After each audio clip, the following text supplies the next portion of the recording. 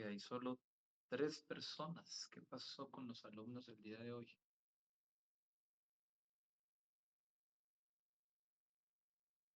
Ujú, ujú.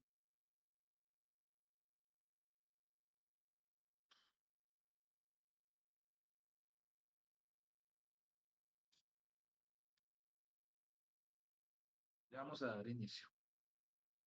Darle un minuto más de Gabriel a las personas, pero toca iniciar porque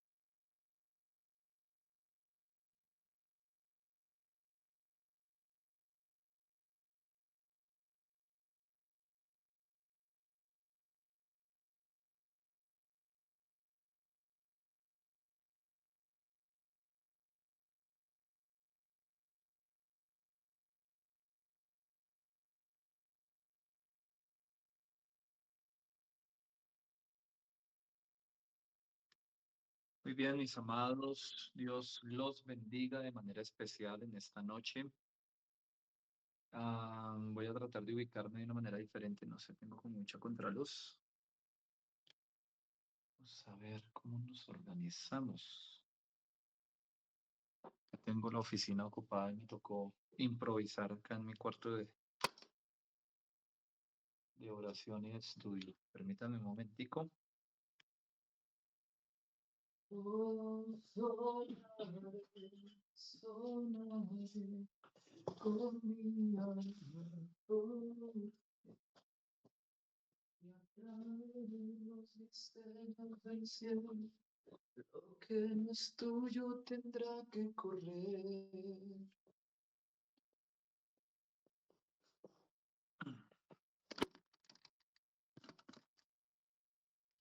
Dejémoslo así, así no se nos va más el tiempo y qué vergüenza con ustedes. Dios me los bendiga, Dios los guarde. Ujú.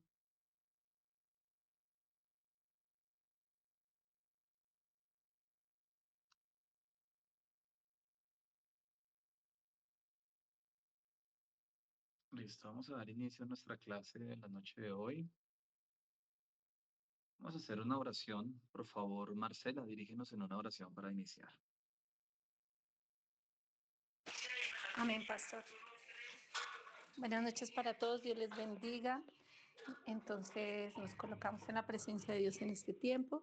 Padre, te damos gracias, Señor, por esta hora, Señor, por este tiempo que vamos a compartir contigo, Señor, para compartir con nuestro profesor y los demás estudiantes que estamos en esta hora reunidos, Señor, con el mismo espíritu, con el mismo sentir, aprender, Señor, algo más, Señor, de la doctrina de tu evangelio, Señor. Queremos capacitarnos, Señor, queremos crecer, Señor, en conocimiento, en sabiduría, en inteligencia, pero también, Señor, queremos, Señor, fundamentarnos, que seas tú, Señor, hablándonos a cada uno de nosotros, en nuestro espíritu, Señor, que tengamos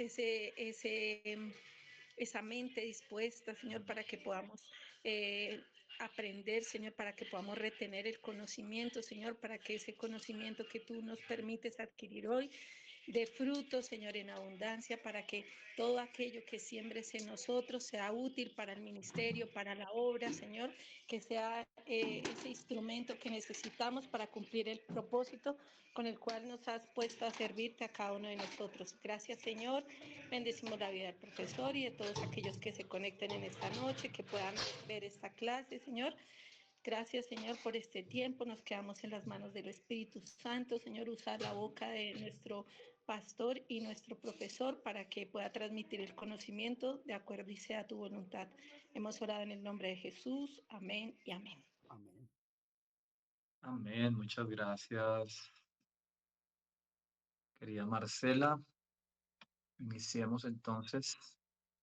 Hemos estado trabajando Durante la primera etapa, ¿no?, de este estudio de la Carta de los Hebreos, unos temas muy interesantes. Si logro cuadrar mejor esto. Eso, y no hay tanta contraluz. Oh. Listo. Bueno, hoy desde mi casa, mañana desde cualquier lugar del mundo. Hoy desde mi hogar, acá, lo que les decía, en mi cuarto de estudio, en mi lugar de estudio, en mi lugar de oración. Eh, es el lugar donde tengo mis instrumentos musicales, donde tengo mis guitarras, mi piano, mis cosas, y donde trato de buscar a Dios. am, pues bueno, me siento contento de poder nuevamente estar con ustedes y de poder compartir esta clase, la última clase que tuvimos de Hebreos, si no estoy mal, digamos, capítulos 5, 6, hablando de temas muy importantes. Estábamos hablando de temas relevantes como que Jesús es la superioridad de Jesús, ¿no? Superior a los profetas, superior a los ángeles, superior, bueno.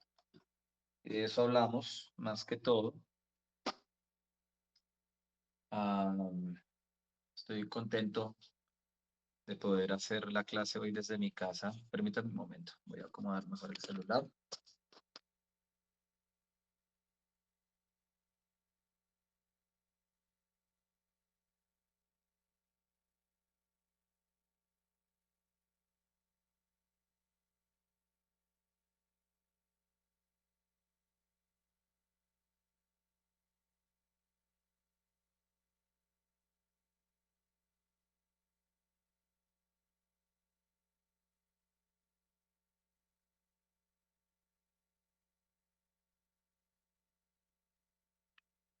Listo.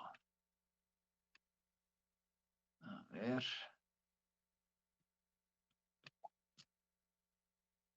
Entonces les venía diciendo que eh, tuvimos unas clases bien especiales acerca del libro de Hebreos y hoy no va a ser la excepción. Yo sé que Dios nos va a bendecir muchísimo. Entonces, listo. Entonces vamos a trabajar hoy. Estaba mirando mis notas y creo que alcanzamos a llegar al capítulo 5, 6, hablando de la supremacía de Cristo. Temas muy importantes. Hablamos también acerca del sacerdocio de Melquisedec, si usted lo recuerda.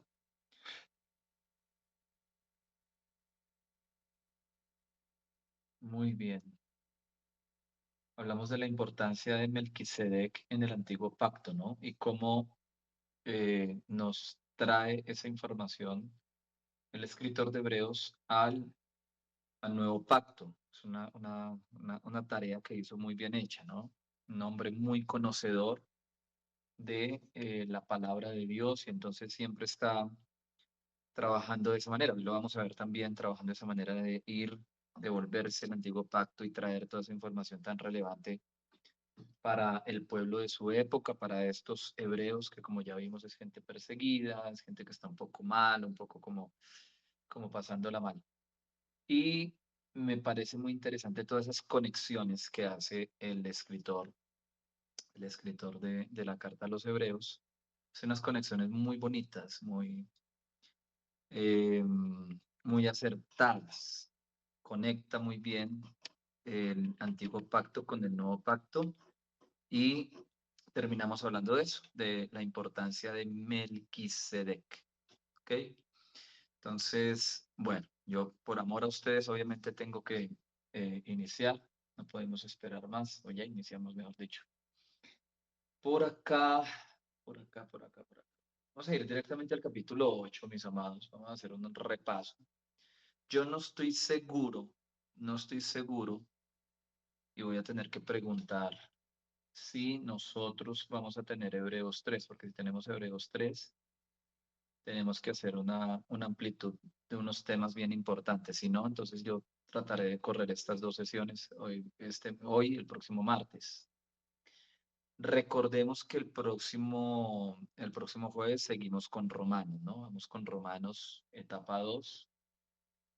Entonces ahí me van a tener que aguantar martes y jueves. Espero que les gusten mis clases, entonces ahí vamos bien.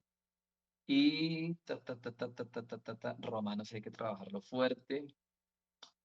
Una cosita, lástima que no estén todos, pero ustedes saben que tienen un trabajo o tienen un trabajo para entregar el viernes.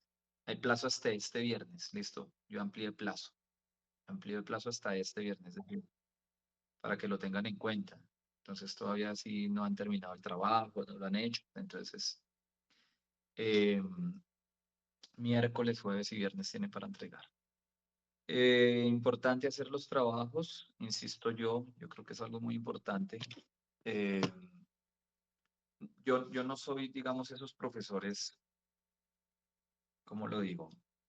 Esos profesores escueleros. No, aquí no se dejan trabajos para calificarle. Si usted va por una calificación, pues no la va a encontrar. El trabajo es para saber que usted está aprendiendo y para ver su crecimiento y para que usted mismo crezca y avance, ¿sí? Y eso es muy importante que usted lo tenga en cuenta. Entonces, si se deja un taller, si se hace un taller en clase, como lo hemos hecho, o se deja un trabajo, es para su propio crecimiento y no para yo ponerme a calificar del 1 al 5, porque no, me parece que eso está muy mandado a recoger desde hace mucho tiempo. Y la educación ha evolucionado y ha demostrado en los países del primer mundo que esa no es la manera.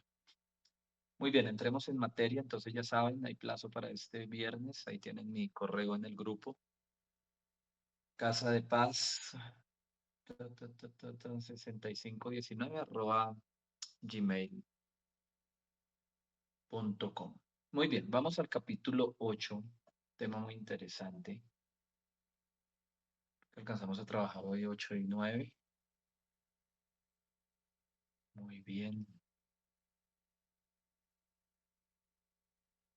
Vamos a trabajar un poquito el 8, pero el 9 es poderosísimo. El capítulo 9 es muy poderoso. Alguien que por favor tenga bien a leer los primeros 6 versículos, los primeros 7 versículos. ¿Quién quiere leer? Del capítulo 8. Alguien que los lea, por favor.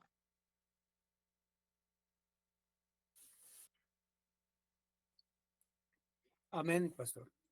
Gracias, Pastor Guillermo. Bueno, leo palabra en nombre del Padre con la autoridad y la presencia de su Espíritu Santo. Este tiene título El nuevo oficio sacerdotal.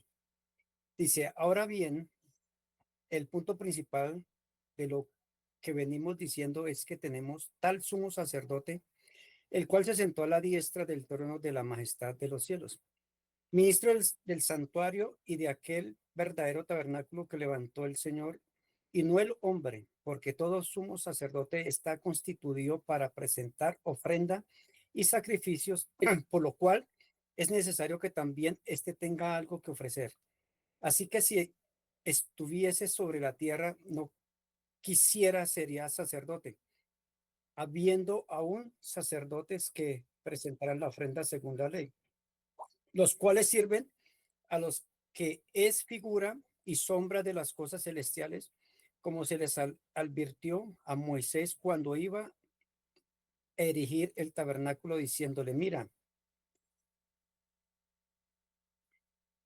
haz todas las cosas conforme al modelo que se está mostrando en el monte. Pero ahora tanto mejor ministerio es el tuyo cuando es medidor de un mejor pacto establecido sobre mejores promesas.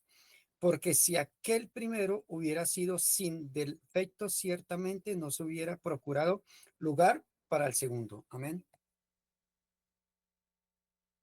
Gracias, Pastor Guillermo. Muchas gracias. Bueno, em, es realmente muy importante entender algo que usted y yo debemos entender, pero muy, muy importante a través de este pasaje de la Biblia.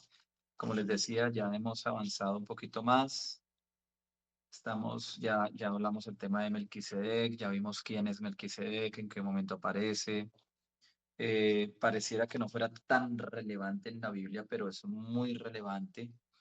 Y empieza el escritor de Hebreos nuevamente a retoma un tema. y es el tema del sacerdocio, y no solamente del sacerdocio, sino de la labor sacerdotal que existía en ese tiempo. Esto es importante eh, porque está demostrando, o es la manera en que el autor demuestra, que Jesucristo es mucho más importante que los otros sacerdotes. No quiere decir que era el único sacerdote. Usted y yo sabemos que habían más sacerdotes y que Dios había dejado un orden sacerdotal. Usted puede leer el libro de Números, por ejemplo, y usted se va a dar cuenta que a partir de la salida del pueblo de Israel de Egipto, de su esclavitud, empieza Dios a organizar todo, ¿no? Organizar el tema social del pueblo, organizar el tema político, organizar el tema cultural, o sea, muchas cosas empieza a darle orden Dios al pueblo para que se empezara a convertir en el pueblo que él anhelaba. Dentro de ese orden, Dios organiza un orden sacerdotal, valga la pena la redundancia. Este orden sacerdotal es muy importante. ¿Por qué es importante? Es importante porque si no hay, escúchenme bien, si no hay una organización espiritual dentro del pueblo, era muy fácil que el pueblo se descarriara. Entonces vamos a hablar un poquito acerca de esos sacerdotes antes de entrar en otro punto importante, pero es importante entender el trabajo de los sacerdotes. Entonces recuerde usted en Números, Dios habla con Moisés y le dice: Moisés, yo necesito que tú unjas a tu hermano Aarón y su generación, de aquí en adelante sus genealogías, van a ser los que van a ofrecer el sacrificio, van a ser los que van a servir dentro del templo. Bueno, no había templo, en ese tiempo era el tabernáculo que se quitaba y se ponía en su peregrinaje por el desierto. Más adelante sería en el templo ese servicio. Usted recuerda, ese servicio era muy importante. Aún las vestiduras que ellos tenían, el efod y los demás implementos de su vestidura, no eran cualquier cosa. Era algo muy importante, impecable, era algo que no cualquiera podía tener. El primer sacerdote que hubo fue Aarón, el hermano de Moisés. ¿Qué sucede con Aarón? Él tiene hijos y estos dos hijos presentan un fuego extraño, son eh, expulsados del sacerdocio, ya no pueden servir más, pero Dios ya tiene un diseño. El diseño sacerdotal tiene que ver con una tribu que se llaman los levitas. Recuerde usted que después de que Jacob tiene sus 12 hijos, cada uno de esos 12 hijos se convierte en una tribu del pueblo. Y una de esas tribus eran los levitas. Los levitas tenían el trabajo, la labor de convertirse en los sacerdotes del pueblo.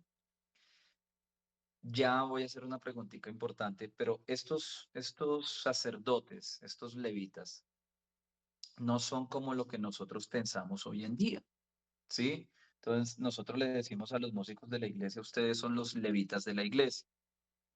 A mí eso me preocupa, porque sí, ellos ejercen una labor sacerdotal al estar en la presencia de Dios y conectar al pueblo con la presencia de Dios.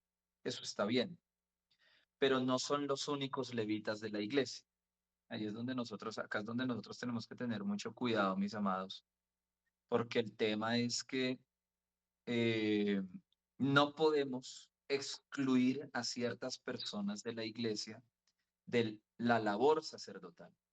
En el Nuevo Testamento, la labor sacerdotal es para todos los hijos de Dios, independientemente de nuestros quehaceres ministeriales, independientemente de nuestros llamados.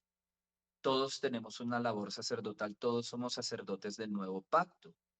Espero me esté haciendo entender, porque en el antiguo pacto había un grupo especial, un grupo élite, por decirlo de alguna manera, que eran los levitas. En el nuevo pacto, aunque hay ciertas,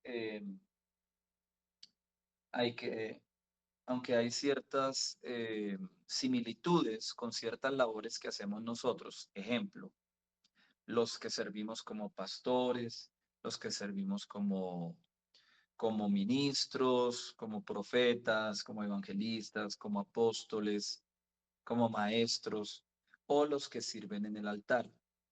El trabajo sacerdotal y la unción sacerdotal no es exclusiva a partir del nuevo pacto, no es exclusiva, y eso ahorita lo vamos a profundizar, sino que ahora todos somos sacerdotes. Pero insisto, en el antiguo pacto será así.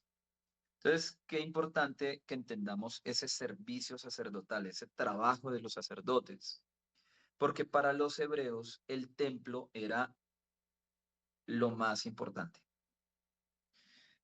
Y no solamente el templo, sino las personas que servían en el templo eran demasiado importantes. Entonces, cada uno de los sacerdotes, los que oficiaban como sacerdotes, llámese fariseos, llámese saduceos, bueno, ya se había, eh, digamos que se habían hecho como unas divisiones de ciertos rituales religiosos, entonces se habían formado algunas religiones aparte. Eso no fue plan de Dios, yo quiero insistir en eso. Lo que es el fariseísmo y el saduceísmo no lo creó Dios, sino que hubo ciertas divisiones en pensamiento porque la teología del fariseo era diferente a la teología del saduceo. Entonces, en el tiempo de Jesús tú encuentras que habían ciertas religiones, ya dentro de la religión hebrea había ya divisiones, ciertas divisiones, y esas divisiones pues no eran divinas, no eran plan de Dios, no era lo que Dios quería en un inicio. Pero la labor sacerdotal sí era muy importante, supremamente importante. Ellos tenían muchas labores. Después, cuando viene el tiempo de la adoración davídica, entonces el sacerdocio se amplía, porque antes de eso el sacerdote, su trabajo era tomar unas ofrendas que llevaba al pueblo de manera continua, y esas ofrendas de animales eran ofrecidas como sacrificio, y entonces después que se ofrecía, se quemaba, y eso era parte de la ofrenda, y parte de eso les quedaba a ellos. Entonces el sacerdote era un hombre muy sucio, realmente, porque era un hombre que continuamente estaba matando animales. Entonces olía sangre, estaba impregnado de sangre, de muerte de animales todo el tiempo. Y esos sacrificios, es importante que entendamos que esos sacrificios eran importantes, pero no cubrían en su totalidad y no suplían en su totalidad el perdón de los pecados para los seres humanos del pueblo. Entonces, en el capítulo 8 nos encontramos con un tema supremamente importante. Nosotros tal vez lo entendamos, pero para los hebreos eso fue súper controversial. De hecho, que por eso persiguieron mucho al cristianismo. Era porque no tenían el entendimiento, no tenían la comprensión de lo que iba a suceder. Alguien que por favor me busque Jeremías capítulo 31, otra persona que no sea el pastor Guillermo. Jeremías 31, versículo 31 y 34. ¿Qué dice Jeremías 31?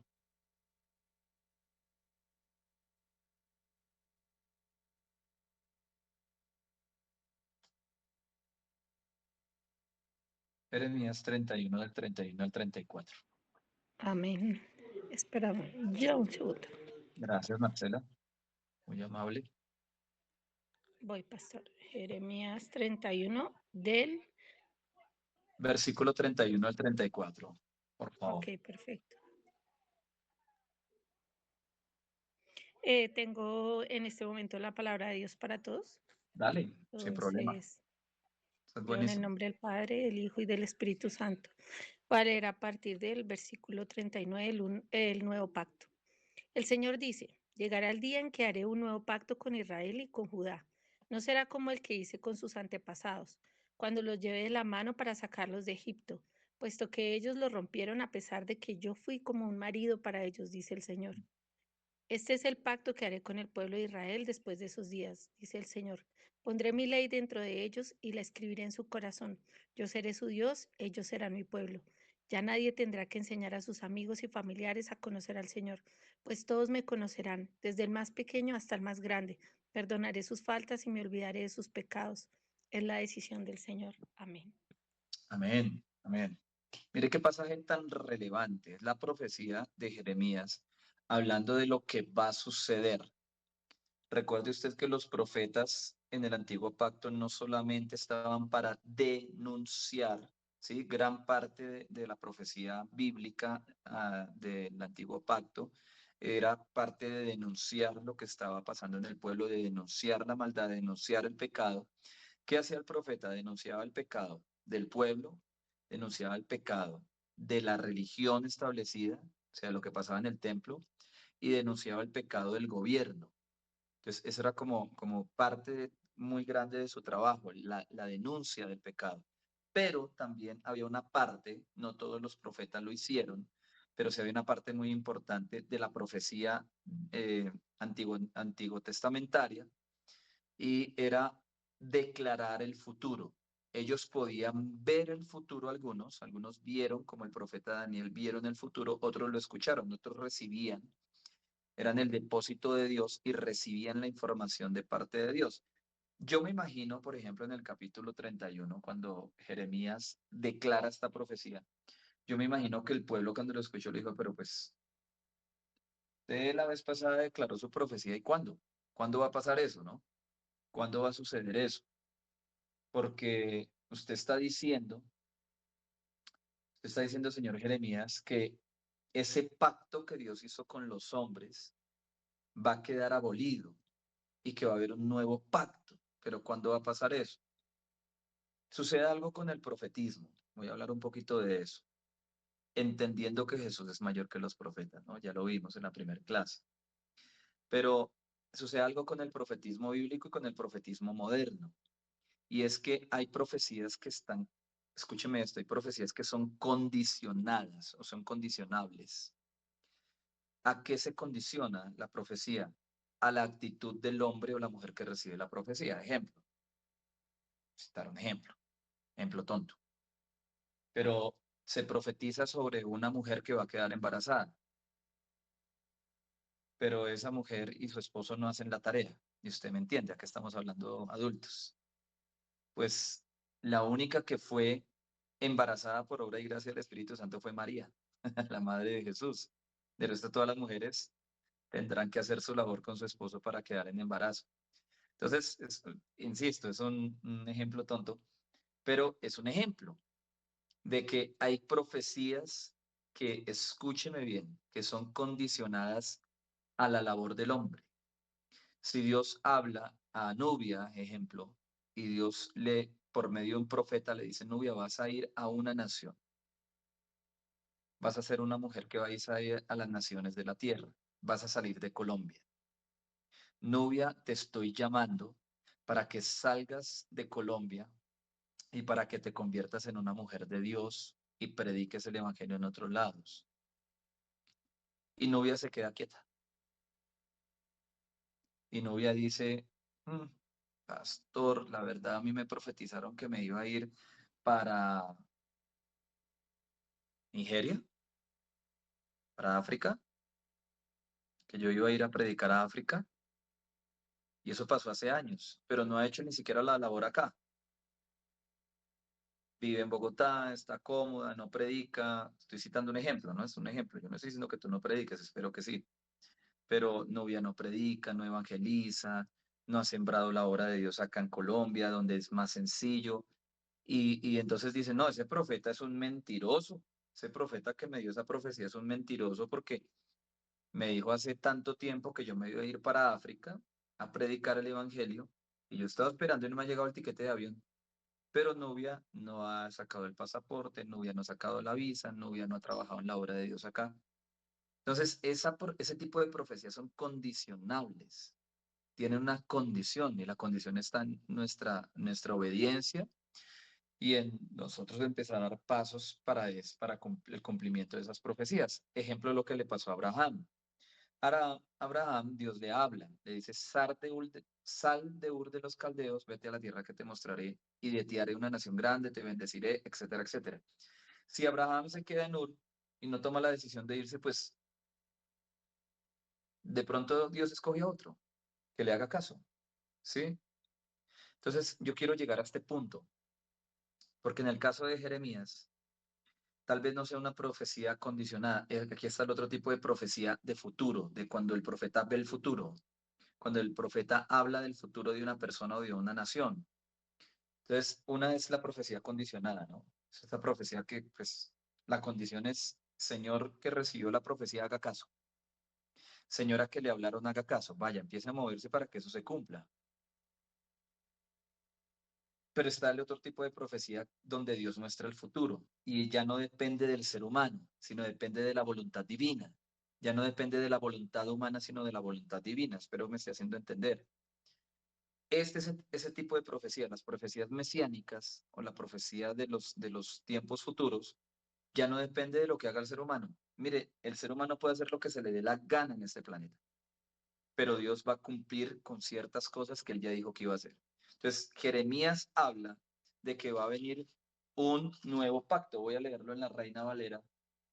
Bueno, el versículo 31, va a ser un nuevo pacto. Y en el 32, Dios dice algo importante. Dice, no va a ser como el pacto que hice con sus padres el día, el día que los tomé de su mano para sacarles de la tierra de Egipto, porque ellos invalidaron ese pacto. Mire acá esto tan impresionante. Aunque fui yo marido de ellos, dice Jehová. Entonces acá Dios dice, yo cumplí con el pueblo. Yo les dije, yo los voy a sacar, los voy a llevar a la tierra prometida, los voy a llevar a tierra que fluye leche y miel, los voy a hacer conquistadores por medio de Josué, voy a hacer de ustedes una nación grande, los voy a bendecir, se van a multiplicar, etcétera, etcétera, etcétera. Dios cumplió, porque Dios no es hombre para mentir ni hijo de hombre para arrepentirse. Escúcheme esto. Pero el pueblo invalida el pacto. ¿Qué es invalidar el pacto? Es lo que sucede en una relación sentimental. Se casa el hombre con la mujer, se unen, son una sola carne, y la relación tiene que durar, el matrimonio tiene que durar bíblicamente, escrituralmente y divinamente, tiene que durar hasta que la muerte los separe. Pero la mujer decide irse con un hombre que no es su marido, serle infiel a su esposo. Entonces en ese momento hay una ruptura, se rompe el pacto, porque el adulterio rompe el pacto matrimonial. Ella se arrepiente, quiere volver con su marido y le dice, ay, perdóname, la embarré, cometí un error, no debí haberme ido eh, con Chito, cometí un error gravísimo, quiero volver contigo. Él tiene toda la libertad de recibirla en un acto de misericordia y de amor, puede decirle, tú rompiste el pacto, yo soy la víctima, entonces no sigo contigo. Eso fue lo que pasó con Dios. Dios hizo un pacto con su pueblo, Dios se comprometió con su pueblo. Recuerde que Dios es un Dios de pactos y los pactos bíblicos empiezan con Dios, no empiezan con el hombre. Dios, y aquí este es un tema muy importante que tenemos que entender, porque estamos hablando del pacto de Dios con su pueblo Israel. Escúcheme esto. Dios no está obligado a comprometerse con el ser humano. No, Dios no está obligado. El hombre puede llegar y decir, yo quiero hacer un pacto con Dios. Y Dios dice, pues, ¿qué es un pacto? Es un compromiso entre dos seres, donde el uno se compromete a una cosa y el otro a la otra. Y el ser humano puede decir, Dios, yo me comprometo a esto, pero tú me tienes que dar esto. Y Dios dice, pues no, así no funciona. Los pactos bíblicos y los pactos que hace Dios surgen de Él. Dios es el que se compromete y le dice al pueblo, hey pueblo, yo voy a hacer esto y esto y esto contigo, pero espero de ti que hagas esto y esto. En ese caso fue lo que pasó con el pueblo de Israel. Él hizo un pacto, un compromiso, les dijo, pueblo, yo me voy a comprometer a sacarlos de Egipto, Me voy a comprometer a sacar a las 12 tribus y las voy a llevar a la tierra prometida. Y en esa tierra prometida que se llamaba Canaán, los voy a levantar como la nación que va a ser la luz para las otras naciones de la tierra. Pero ustedes, si yo les voy a dar todo eso, tierra que fluye leche y miel, uvas que parecían cocos, todo impresionante. Les voy a dar la tierra de los gigantes. Pero escúchenme, el compromiso que quiero que hagan conmigo para mantener ese pacto es que ustedes vivan en obediencia a lo que yo ya les he dicho por medio de Moisés desde las tablas que recibió él en el monte. Todos esos mandamientos que yo le di a Moisés para ustedes deben comprometerse ustedes a cumplirlos. ¿Qué hizo el pueblo? Fue adúltero. Leyendo Ezequiel, Dios le dice al pueblo de Israel que se han comportado como una prostituta. Eso suena horrible, suena fuertísimo, pero así los llamó Dios. Han estado de vagabundos con uno y otro pueblo y recibiendo, idolatrando otros dioses ajenos, etcétera, etcétera. Entonces, Dios les dice, ustedes, pueblo, son una prostituta. No solamente fue que el pueblo se adulteró, adulterar es cambiar, adulterar es negar, adulterar es transformar algo que era puro en algo contaminado. Ellos adulteraron su relación que tenían con Dios y se fueron detrás de otros dioses. Entonces, no solamente llegaron a ser el pueblo llegó a ser adúltero, sino que, según Ezequiel, el pueblo estaba con uno y con otro y con otro y con otro. No le bastaba ningún dios, o sea, toda la idolatría que pudieron traer a su propia tierra, del propio templo, en Jerusalén lo hicieron. Entonces Dios dice, ese pacto no me sirve. ¿Por qué? ¿Por qué no sirve ese pacto? Porque el hombre desde la antigüedad tiene la tendencia al pecado, porque el ser humano carga en sus genes la tendencia pecaminosa, siempre a caer en lo pecaminoso. Entonces Dios dice, ese pacto lo voy a abolir totalmente. Y en este pasaje, según el versículo 33, dice, pero este es el pacto que haré con la casa de Israel después de aquellos días. ¿Cuáles días? Jeremías no sabía, en el tiempo de Jeremías no se sabía. Dice, yo seré a ellos por Dios y ellos me serán por pueblo. No enseñará más ninguno a su prójimo, ¿sí?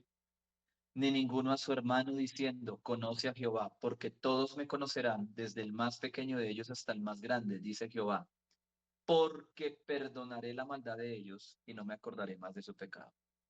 Entonces aquí Dios está hablando de un pacto de intimidad, está hablando de un pacto personal, uno a uno. Está hablando claro que el pacto va a ser con el pueblo de Israel, pero no solamente con ellos, va a ser con la humanidad entera. Ellos no lo entendían, ni siquiera Jeremías lograba entender lo fuerte que Dios le estaba hablando.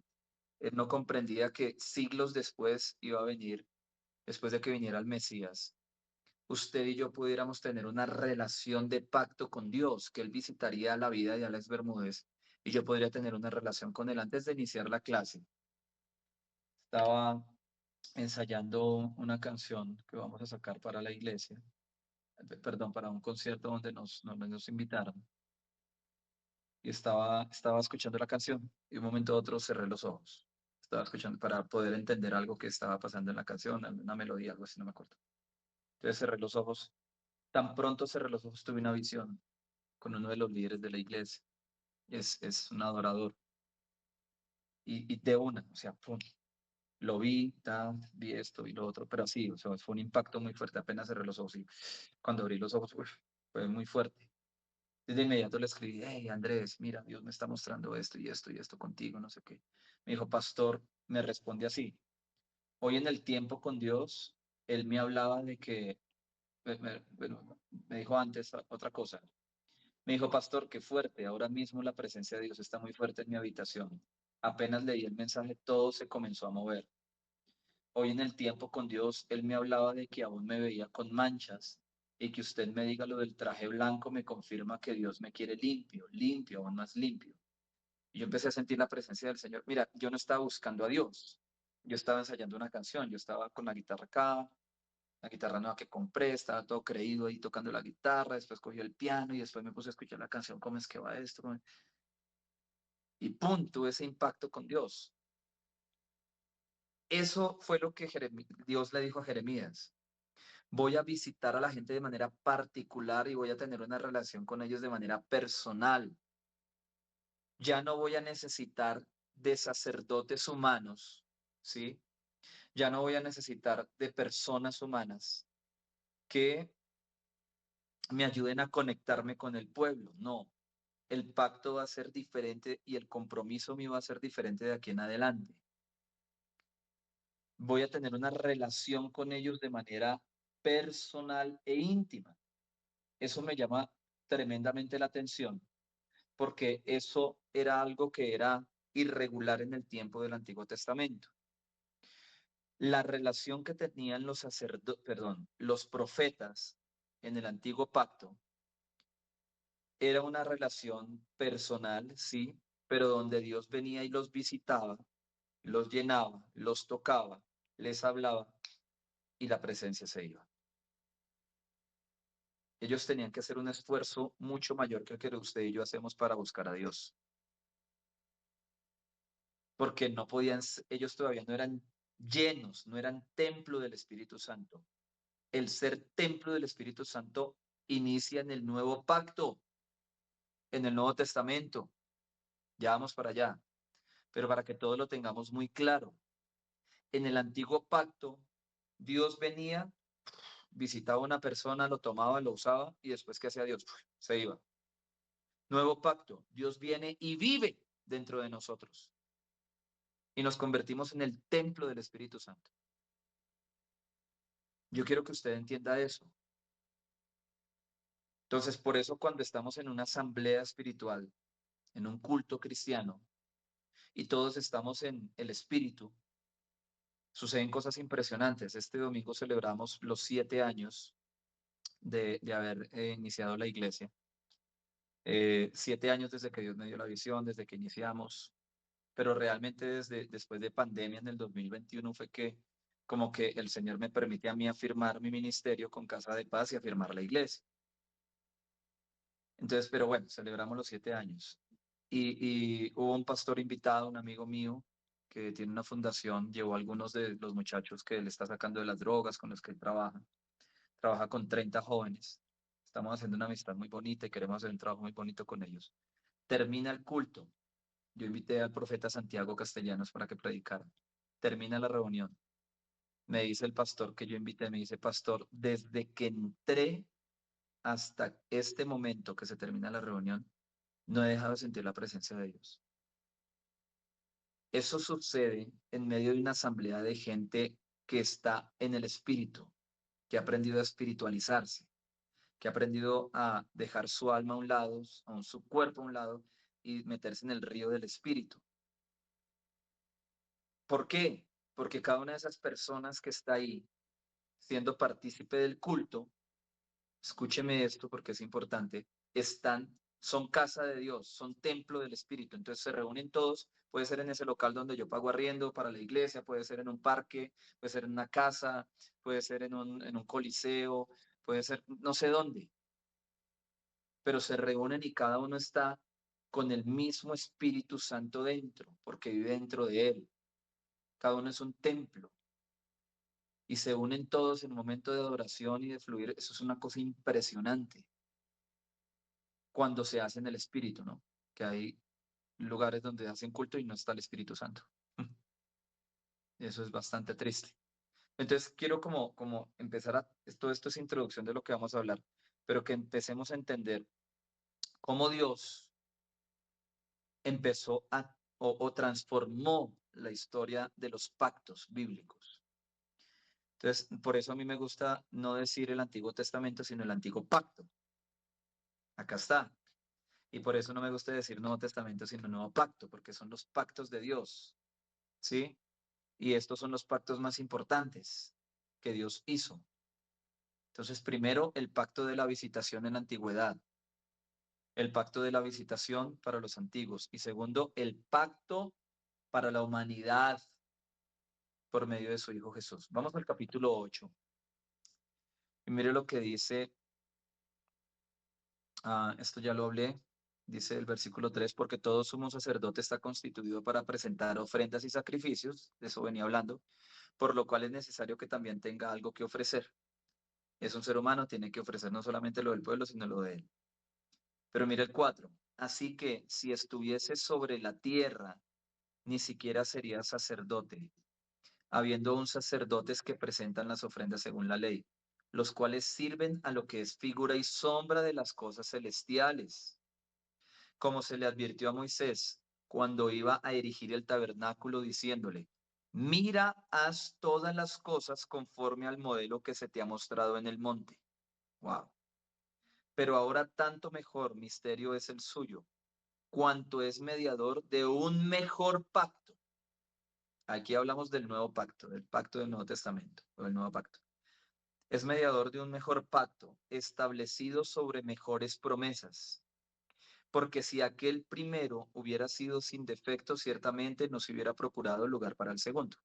Entonces, ojo con esto. Dios, en su misericordia, permite que Moisés, cuando está en el monte, recibiendo las tablas de la ley y teniendo un encuentro personal con Dios, fue el único ser humano que tuvo esa oportunidad en el antiguo pacto. El resto del pueblo ni al monte se podían acercar porque ni animales podían tocar el monte, porque iban a morir. Entonces Moisés está en la cúspide del monte, 40 días en una relación con Dios, y en uno de esos momentos de relación con Dios, se le abren los ojos y Dios le abre el panorama celestial y le permite ver todo lo que hay en el cielo. Yo quiero que usted entienda la profundidad de la relación que Moisés tuvo con Dios. Él pudo ver todo el diseño que Dios tenía en el cielo. Eso es algo extraordinario. Para los que les gusta ver esos testimonios de esos hermanitos que dicen que se murieron o que tuvieron un éxtasis y que fueron al infierno y al cielo y que vieron. Si usted se pone a ver esos testimonios, cada uno tiene una visión diferente. Entonces es como si hubieran como 7 cielos y yo no sé cuántos infiernos diferentes. Entonces yo no confío mucho en esos testimonios realmente. De hecho, que tengo un familiar que resucitó, es un tío político de mi esposa, esposo de una tía de mi esposa, y el hombre le llaman el Lázaro de Corabasto. Usted lo puede buscar en YouTube, hay cantidad de entrevistas que le han hecho en diferentes medios nacionales e internacionales. Y él trabajando en Corabastos, una mujer le da una puñalada en el corazón, él muere en el hospital de Kennedy, muere, y de manera milagrosa revive, él resucita, es un hombre que resucitó. Si usted quiere conocer a alguien que resucite, que realmente ha resucitado, yo lo conozco, un día esto se lo presento, se llama Javier Vanegas. Y él dice que tuvo un éxtasis, una visión, donde vio el cielo así, que era una curva no sé qué, como un caracol, y que veía como unicornios y no sé qué. Eso es mentira, ¿sí? Es cierto que fue resucitado por Dios, fue un milagro, pero la visión celestial que él tuvo no es correcta ni es afirmada en la Biblia, en la palabra de Dios. Recordemos que la palabra de Dios es la profecía que nos da más seguridad, la profecía más segura. Entonces uno se da cuenta cuando una persona está o diciendo mentiras o exagerando cosas que vio, pero las está exagerando, o simplemente tuvo una experiencia más mística o almática que espiritual. Entonces, si vamos al antiguo pacto, nos damos cuenta que Moisés en vida pudo ver lo que Dios, el diseño de lo que hay en el mundo celestial. Y entonces él trae eso como una copia, ¿sí? Para la tierra. Entonces Dios le dice, mire, el diseño tiene que ser así como lo viste en el cielo, así, el tabernáculo tiene que ser así, así, y no sé qué, bla, bla, bla. Está más adelante, vamos a hablar de eso. Entonces, eso es tremendo. Pero viene el versículo 8 del capítulo 8. Y aquí es donde Dios coge y cachetea al pueblo. Mire lo que dice. Porque reprendiéndolos dice, he aquí vienen días, dice el Señor, en que estableceré con la casa de Israel y la casa de Judá un nuevo pacto. ¿Le suena eso, Jeremías? No como el pacto que hice con sus padres el día que los tomé de la mano para sacarlos de la tierra de Egipto, porque ellos no permanecieron en mi pacto y yo me desentendí de ellos. Verso 9. Yo me desentendí de ellos, dice el Señor. Que Dios nos guarde, que Dios se desentienda de nosotros. Por lo cual este es el pacto que haré con la casa de Israel. Después de aquellos días, dice el Señor, pondré mis leyes en su mente, en la mente de ellos, y sobre su corazón las escribiré. Y seré a ellos por Dios, y ellos me serán a mí por pueblo. Y ninguno enseñará a su prójimo, ni ninguno a su hermano, diciéndole conoce al Señor, porque todos me conocerán desde el menor hasta el mayor de ellos, porque seré propicio a sus injusticias y nunca más me acordaré de sus pecados, ni de sus iniquidades. Entonces, qué poderoso es esto. Qué poderoso es esto, porque el escritor lo que está haciendo es coger Jeremías. Mire cómo todo el tiempo está cogiendo el Nuevo Testamento, el Antiguo Pacto, y lo está trayendo a su carta.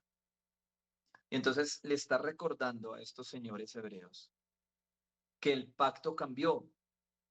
Les está recordando a estos señores hebreos que hay un mejor pacto, que hay un misterio detrás de la relación con Dios, que ellos ya no tienen que vivir bajo ese antiguo pacto.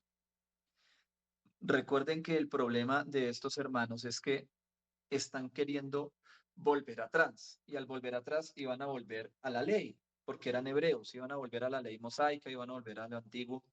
Y entonces el escritor dice, hey, cuidado, ustedes van a cometer un terrible error, porque ustedes se van a alejar del nuevo pacto. Dios ya abolió, destruyó, acabó con ese pacto antiguo.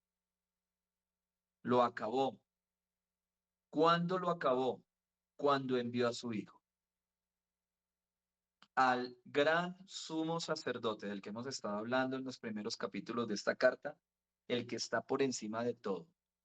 Recuerden que la, el propósito inicial y más importante de esta carta es demostrar la supremacía de Cristo por encima de todo.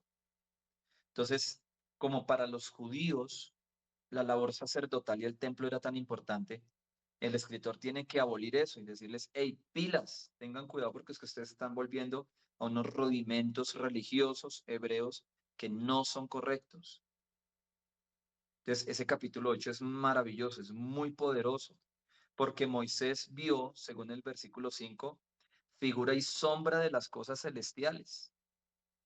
Eso vio, figura y sombra. Pero ahora, los que estamos en el nuevo pacto, escúchenme bien, no vamos a ver figura y sombra. La relación es íntima, personal. ¿Ok? Yo quiero que alguno de ustedes, por favor, me recuerde cómo estaba organizado el tabernáculo de Moisés. Alguien que por favor nos recuerde cómo era la organización, la estructura, lo que Dios, el diseño que Dios le dio a Moisés para que construyera el tabernáculo. ¿Cómo era? Alguien que lo diga, por favor.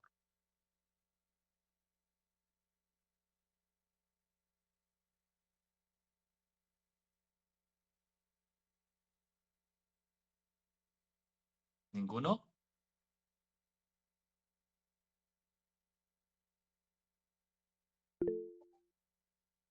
Gracias, Edith. Cuéntanos.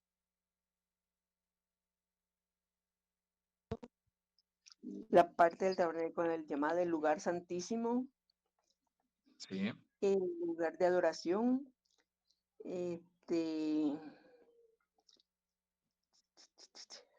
la mesa, ¿qué más?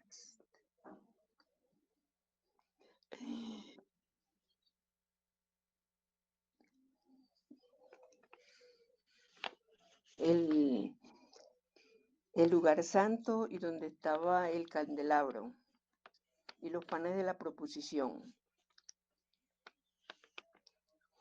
Muy bien, muy bien. Les voy a dejar la tarea más fácil. Leamos el capítulo 9. Ahí está explicado.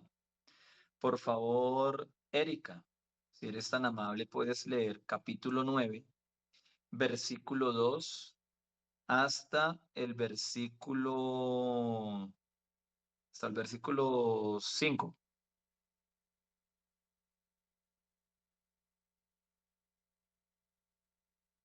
Erika, Aquí estoy. por favor, lees desde el capítulo 9, versículo 2 al 5, si eres tan amable. Muchas gracias. Bueno, versículo 9, 2 al 5. Sí, Porque señora. el tabernáculo estaba dispuesto así. En la primera parte, llamada el lugar santo, estaba el candelabro, la mesa y los panes de la proposición. Tras el segundo velo estaba la parte del tabernáculo llamada el lugar santísimo, el cual tenía un incensario de oro y el arca del pacto cubierta de oro por todas partes, en la que estaba una urna de oro que contenía el maná, la vara de Aarón que reverdeció y las tablas del pacto, y sobre ella los querubines de gloria que cubrían el propiciatorio, de las cuales cosas no se puede ahora hablar en detalle. ¿Hasta qué número fue que me dijo? Hasta el 5. Bueno, Hasta hasta ahí. ahí. Entonces, acá nuevamente el escritor usa toda su sapiencia, toda su sabiduría, todo su conocimiento y empieza a mostrarle, puedes apagar el micrófono, Erika, gracias, a mostrarle de inmediato y anticipadamente, antes de entrar a un tema importantísimo, al pueblo lo que Moisés vio y el diseño que Moisés vio y que Dios le dio para hacer el tabernáculo. Entonces, ese tabernáculo tenemos que recordar que era una tienda grande donde estaban ciertos elementos y que era una tienda móvil por el desierto, ¿no? Entonces, dice la escritura en el verso 2 que en la primera parte se llamaba el lugar santo. Y ahí estaban el candelabro, la mesa y los panes de proposición. Está hablando de la parte interna del tabernáculo, ¿no? Y entonces en el lugar santo era el lugar donde los sacerdotes podían entrar y donde podían ministrar y servir. Candelabro, mesa y los panes de la proposición. Cada uno de estos elementos tiene un significado en el nuevo pacto muy importante, ¿sí?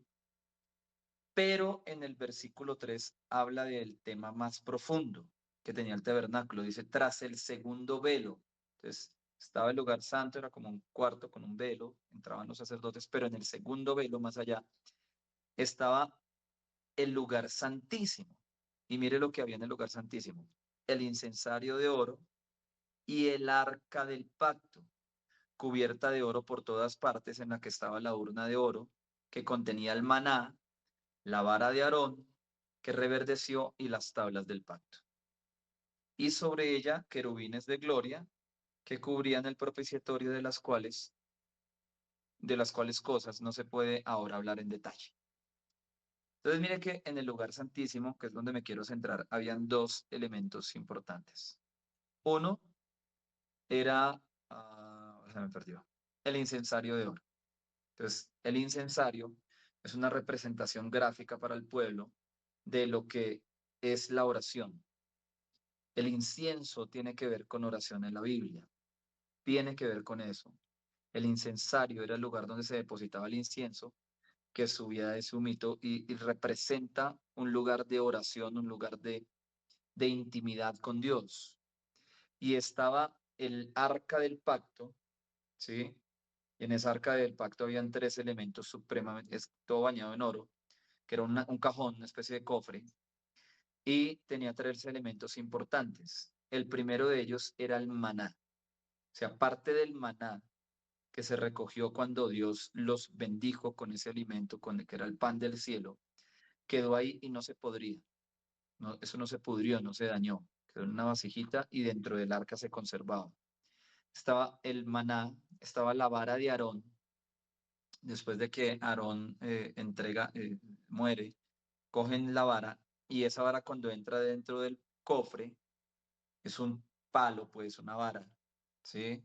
De madera y empieza a florecer, a reverdecer, le salieron ramitas y hojas de manera milagrosa. Entonces el maná se conserva, la vara reverdece y las tablas que Dios le dio a Moisés, las tablas del pacto. Entonces, ese lugar santísimo era un lugar de comunión muy, muy importante. En el lugar santo los sacerdotes podían entrar, los levitas entraban, ministraban y servían. En el lugar santísimo, recuerde usted que solamente el sumo sacerdote podía entrar. Era una sola persona la que podía entrar. Ese era el diseño de Dios. Hasta Mateo capítulo 1, 2, no recuerdo ahorita bien la cita, ese era el mover de Dios dentro del pueblo. Esa era la religión establecida. El pueblo, no, ni el pueblo ni los sacerdotes normales, solamente el sumo sacerdote podía entrar al lugar santísimo. Ahora, en el nuevo pacto eso cambia totalmente, totalmente, porque el incensario que representa esas oraciones, esa comunión, esa relación íntima con Dios, usted y yo lo podemos tener ya si queremos. Podemos omitir parte de esta clase y empezar a tener un momento donde nuestro incienso, nuestra oración suba como olor fragante y tener una relación con Él. Y el arca, donde está el maná, donde está la vara y donde estaban las tablas de la ley, esa arca representan la presencia de Dios de manera viva. Usted y yo, ahora que somos del nuevo pacto, por eso el antiguo pacto quedó abolido, ya no es necesario tener elementos para poder relacionarnos con Dios y ya no es necesario, es lo que el escritor le está tratando de explicar a esta gente, ya no tienen necesidad de elementos físicos para tener una relación con Dios y ya no tienen necesidad de que un sacerdote o sumo sacerdote entre una vez al año a ese lugar para ofrecer sacrificio por ustedes. No, ustedes todos los días pueden tener esa relación con Él, esa intimidad, pueden conocer a Dios de manera íntima y personal. Entonces, mire cómo el escritor empieza a dar como muchos argumentos, son muchos argumentos que da el escritor para que esta gente vuelva al ánimo, vuelva a Dios, para que esta gente no se aleje y no vuelva atrás. Es como, yo lo asimilo como ese pastor que está dando esa consejería a ese joven que se quiere alejar del Señor, que no ha vuelto a la iglesia, que no quiere hablar con nadie. Y entonces lo toma aparte y le empieza a dar argumentos. Mira, si tú te alejas va a pasar esto, si tú te alejas lejos de Dios, nada podemos hacer, si pierdes tu relación con Dios, eso va a ser terrible, vas a volver atrás y serás como el perro que vuelve a su vómito, vas a perder las bendiciones de Dios. Dice la Biblia que el espíritu que se fue de ti va a venir con otros 7 peores, es decir, el que tenías más otros 7, 8 espíritus y los otros 7 son peores, y como argumentándole y diciéndole, no, parece que este pastor tiene una preocupación muy sana y muy importante y lo hace con argumentos claros, contundentes, de decirles, no vuelvan atrás, porque ustedes vuelven atrás y van a volver a algo que ya está muerto, que ya no sirve, que ya está abolido, ¿sí? Está totalmente abolido. Es muy importante y clave esto en el tema de Hebreos, porque para los hebreos que aún estaban en la iglesia, y eso también lo vemos en Romanos, su religión, su religiosidad, o más bien, su relación con Dios dependía de su religiosidad. Su relación con Dios dependía de objetos, dependía de circuncisiones, dependía de templos, dependía, y eso es sumamente peligroso, Y esto quiero hacer una pequeña, traer esto porque estamos haciendo exégesis, pero va a ser algo hermenéutica y voy a traer esto a nuestro contexto. Y ojo con lo que les voy a decir, pero la iglesia cristiana hoy en día también hace lo mismo. Muchos cristianos hoy dependen de objetos, de lugares o de personas para tener una relación con Dios. Ayer estuve en estoy mirando cómo organizo mis tiempos, porque Dios mío, ahorita estoy orando mucho porque tengo muchas invitaciones a ministrar a muchas iglesias. Este fin de semana voy a ir pues, voy a estar fuera de la ciudad. El otro mes voy a estar en La Guajira y en otro lugar de Colombia y muchas cosas. Voy a estar muy ocupado o me estoy empezando a ocupar mucho y eso a mí me preocupa porque para mí lo más importante es mi relación con el Espíritu Santo y no me gusta estar tan ocupado. Pero pues bueno, el Señor me ha venido hablando acerca de eso. Y,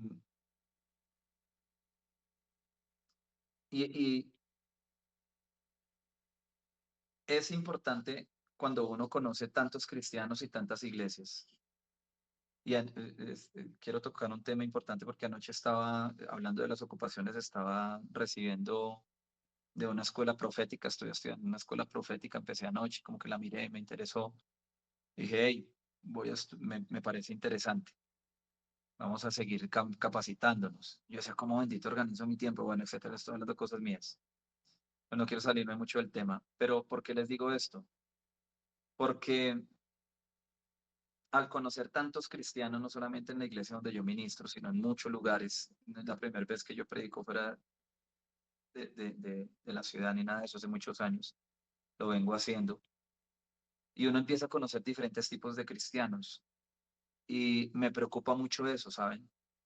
Que hay cristianos que son muy dependientes de, y anoche el maestro de la escuela de profética, este hombre de Dios decía que él enseña, son muchos alumnos, y él dice, yo les estoy enseñando no para que ustedes me pregunten a mí qué deben hacer cuando tienen un sueño donde posiblemente Dios les quiera revelar algo, sino para que ustedes tengan herramientas, para que ustedes puedan entender lo que Dios les quiere mostrar, para que ustedes puedan tener su propia relación con el Espíritu Santo y que les permita ver lo que ustedes necesitan ver por medio, anoche estaba hablando de los sueños, por medio de los sueños. Y yo creo que eso es algo que le falta a la iglesia, amados, y algo en lo cual la iglesia cristiana debe crecer, y es aprender o reaprender que cada uno de nosotros podemos y debemos tener nuestra propia relación con el Espíritu Santo. Pero la iglesia es muy dependiente. Dependemos del tabernáculo, dependemos de cosas, dependemos de que haya un templo.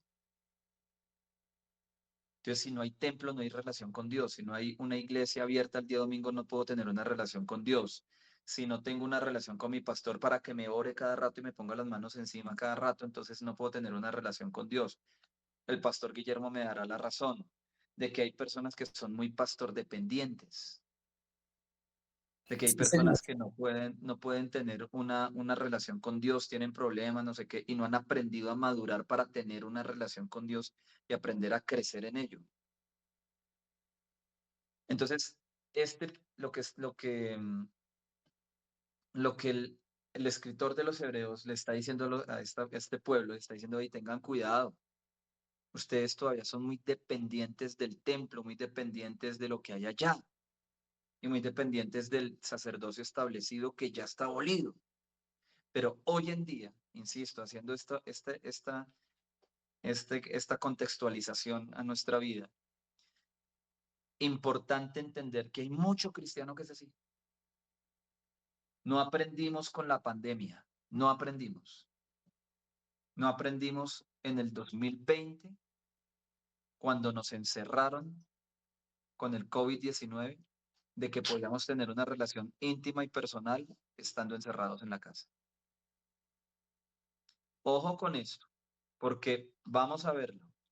El mismo escritor de los Hebreos les dice, no dejando de congregarse como algunos tienen por costumbre.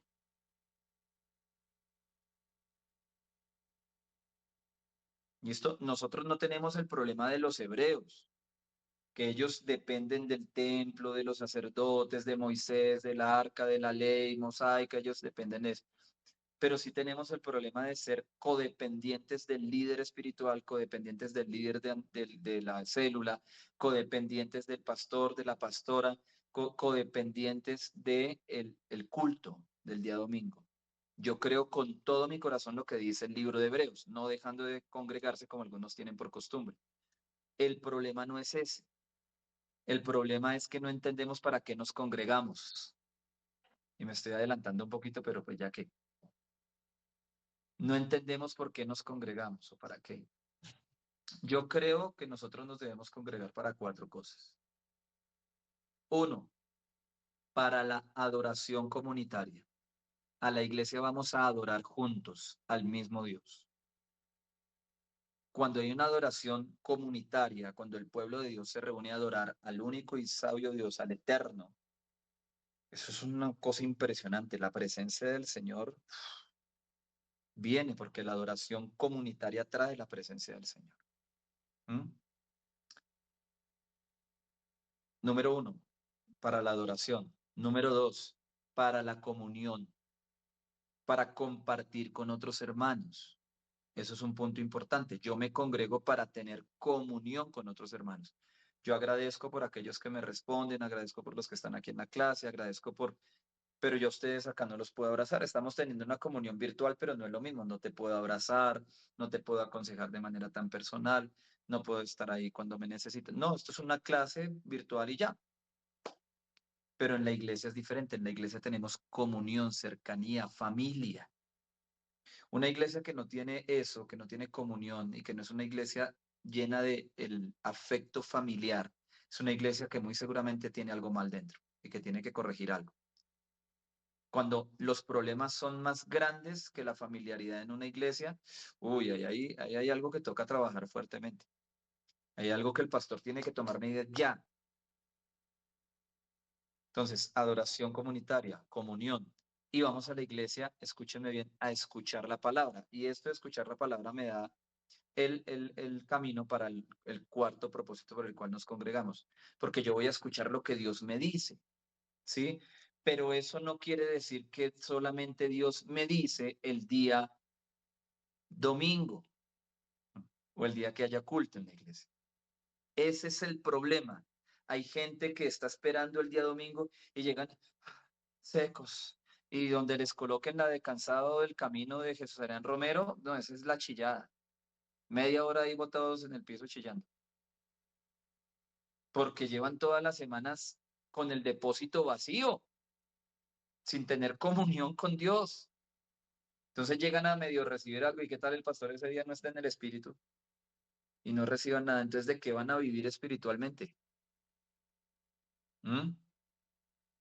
Entonces la canción Cansado del camino sediento es la favorita de ellos.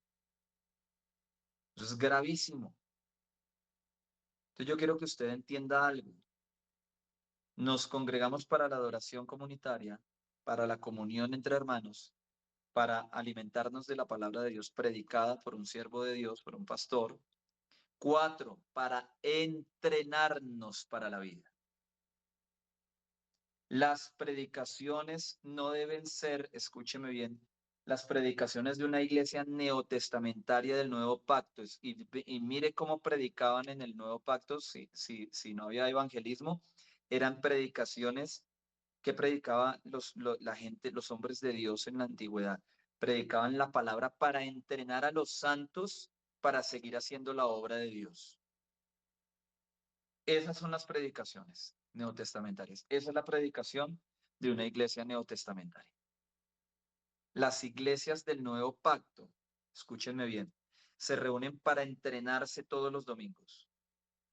Yo eso lo entendí hace mucho tiempo, años, y yo me he dedicado domingo tras domingo a entrenar a la iglesia. Cada vez que me reúno con mis líderes, me reúno para entrenar a mis líderes, para capacitarlos, para empoderarlos, para que vayan y hagan el trabajo. Porque es que la gran comisión no es para el pastor Alex, ni para el pastor Guillermo, ni para la pastora Luz Marina. La Gran Comisión es para todos los cristianos y si no nos capacitamos, no nos entrenamos, no crecemos y seguimos siendo los mismos niños que toman leche 20 años con los mismos problemas, 20 años con las mismas dificultades, 20 años sin crecer. Eso es una iglesia enferma. La verdadera iglesia de Cristo se entrena para salir, no se alimenta para engordarse y quedarse.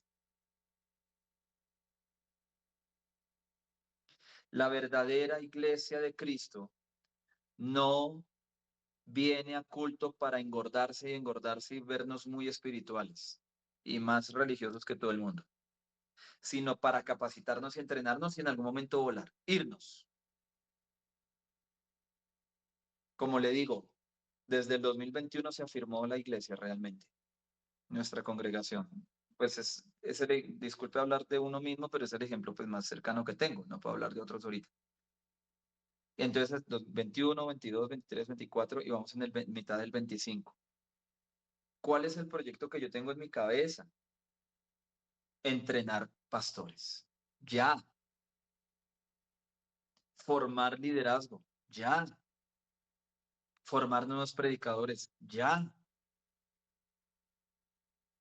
La iglesia debe entender que va a culto para entrenarse y para hacer la obra de Dios. Si no entienden eso, entonces son cristianos codependientes.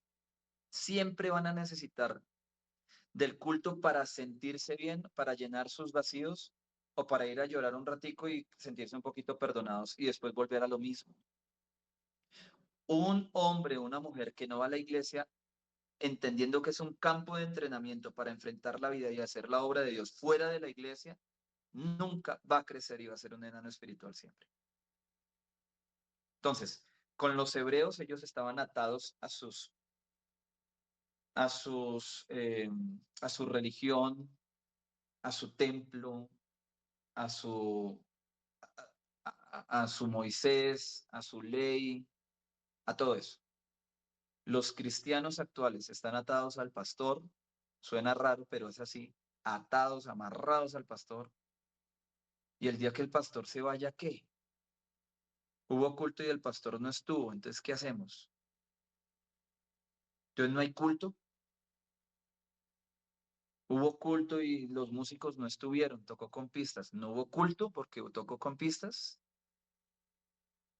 Hubo reunión y llegaron y no sé si me estoy haciendo entender, pero esta generación de cristianos, y usted se está preparando en este seminario bíblico para crecer, hermano, para madurar.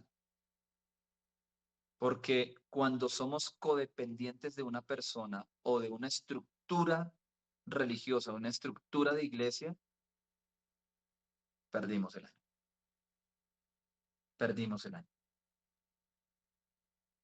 Pregúntele eso al hermanito que enfermó y no puede volver a culto porque no puede ir. Entonces, ¿se va a perder ese hermano? No, va a tener que reaprender a tener su relación con Dios, así sea desde la casa o desde la cama de un hospital. Ojo con eso. Entonces vamos a ver un poquito más adelante. Alguien que por favor lea el versículo 11. Otra personita. Ya leyó Guillermo, ya Erika nos ayudó. Otra personita del capítulo 9. Estamos en el capítulo 9. Perdón, pastor, estamos en el capítulo 9, pero ¿de cuál? ¿De Jeremías o de cuál es? Perdón. Mi amada, en hebreo. Hebreos. En hebreo. Ahí estaba perdida. Ok, gracias. Capítulo 9, versículo 11. ¿Quién lo lee?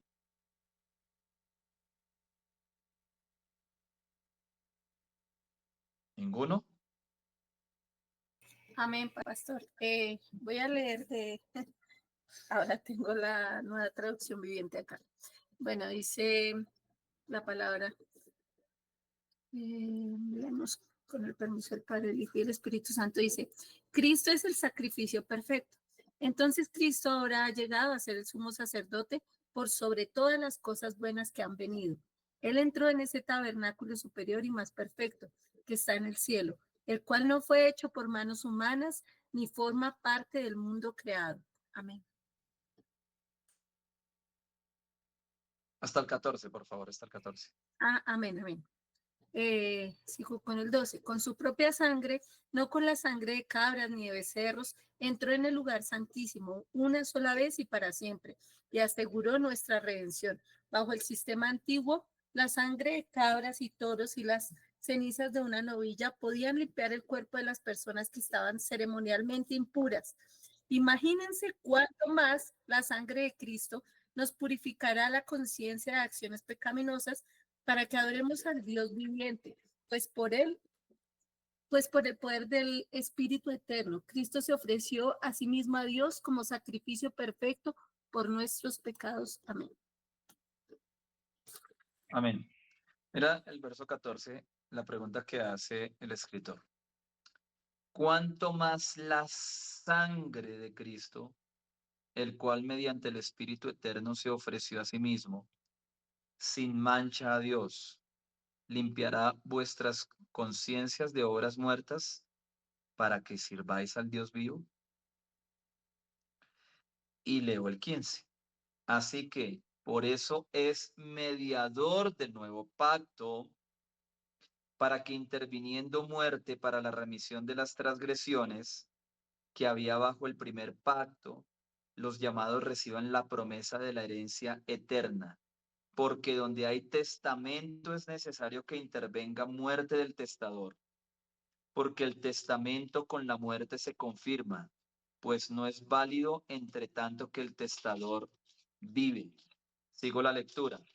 De donde ni aún el primer pacto fue instituido sin sangre, porque habiendo anunciado Moisés todos los mandamientos de la ley a todo el pueblo, tomó la sangre de los becerros y de los machos cabríos con agua, lana, escarlata y hisopo, y roció el mismo libro, y también a todo el pueblo, diciendo, esta es la sangre del pacto que Dios nos ha mandado, os ha mandado. Y además de esto, roció también con la sangre el tabernáculo y todos los vasos del ministerio. Y casi todo es purificado según la ley con sangre, y sin derramamiento de sangre no se hace remisión. Entonces acá el escritor habla de un tema supremamente clave para la vida cristiana, y es el tema de la sangre. Y otra vez, contraste entre el antiguo pacto y el nuevo pacto. Entonces coge el escritor y dice, en el antiguo pacto era de esta y de esta manera, con los animales y bla, bla, y todo lo que pasaba, ¿no? Pero el mediador, el único del nuevo pacto, intervino con muerte para la remisión de los pecados. Fueron remitidas las transgresiones, remitidos los pecados, fueron remitidos de nosotros los seres humanos hacia él. Entonces, qué importante que entendamos el poder de la sangre de Cristo. Cuando, mire, yo aprendí desde, y yo creo que la mayoría de ustedes, yo he escuchado a algunos teólogos hablar y algunos predicadores y teólogos hablar de que uno no debería cubrirse con la sangre de Cristo, ni clamar a la sangre de Cristo, etcétera. Bueno, fue una de las primeras cosas que yo aprendí. De las primeras cosas que yo aprendí cuando empecé la vida cristiana fue la abuelita de mi esposa me decía, cúbrate con la sangre de Cristo. Mire, a mí no se me puede olvidar las cosas que me enseñaron cuando yo inicié. No se me puede olvidar. Perdón que estaba entrando una llamada, pero me hayan escuchado. Pero no, esas primeras rudimentos, esas primeras enseñanzas no se me pueden olvidar. Yo soy teólogo, soy licenciado, tengo mi maestría. El otro año, si Dios lo permite, voy a hacer el doctorado. Tengo conocimiento, estudiado durante años, etcétera. Pero yo estoy durmiendo, eso no ha vuelto a pasar, estoy hablando de hace años. Estaba durmiendo. Se me presenta una bruja en vivo y en directo o gatos negros a quererme atacar. Cuando yo despierto a medianoche y yo clamo a la sangre de Cristo y esa bruja desaparece y esos gatos negros desaparecen.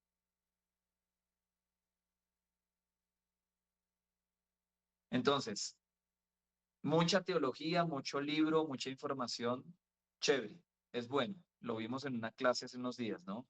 La información que recibimos nos da muy buenos argumentos para nuestro propio crecimiento y para ayudar a otros en su crecimiento espiritual. Pero ojo con esto, no puede matar nuestra espiritualidad. La sangre de Cristo tiene poder y el clamar a la sangre de Cristo es una cosa impresionante, porque es que no estamos hablando de la sangre de un becerro, de la sangre de cualquier animal. Estamos hablando de la sangre del Cordero de Dios, del unigénito Hijo de Dios. Cualquier demonio huye, porque esa sangre tuvo el poder de limpiar totalmente nuestra humanidad, totalmente, y de presentarnos totalmente santos delante de Dios. Mire esto, Dios se olvida de que se olvidó. Dios se olvida de que se olvidó. Una persona pecó anoche. Dios nos guarde. Vio pornografía. Varón de Dios, vio pornografía. Utilizó los medios para hacer cosas que no debe. Se levanta mal, espiritualmente está mal. Va a hablar con Dios, siente la opresión, dice, no, no, la culpa, está mal, no sé qué. Por fin logra arrodillarse y orar. Le pide perdón a Dios y le dice, Señor, perdóname y lávame con tu sangre preciosa. Inmediato, queda limpio. Al otro día se sigue sintiendo culpable porque cayó en pecado. Vuelve a Dios y le dice, Dios, perdóname porque antier vi pornografía y me dejé llevar por el pecado. Y Dios le dice, ¿usted vio pornografía?